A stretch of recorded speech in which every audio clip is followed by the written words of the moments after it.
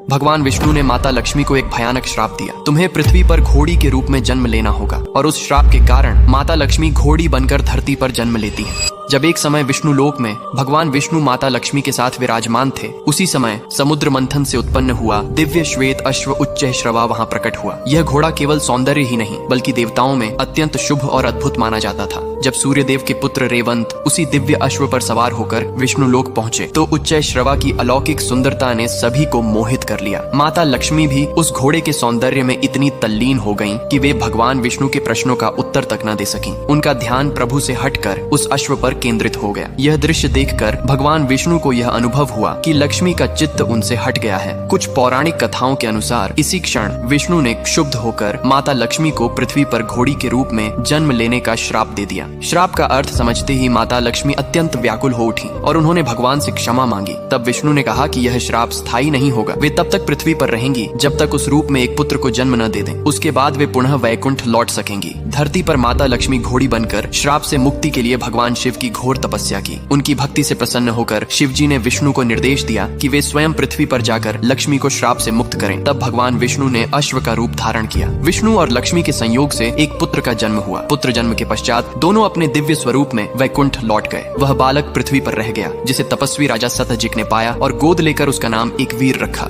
एक वीर आगे चलकर एक महान पराक्रमी और धर्मनिष्ठ राजा बना। मान्यता है कि उसी से हैहाई वंश सहित अनेक राजवंशों की उत्पत्ति हुई। इसी हैहाई वंश के सबसे प्रसिद्ध राजा अर्जुन कार्त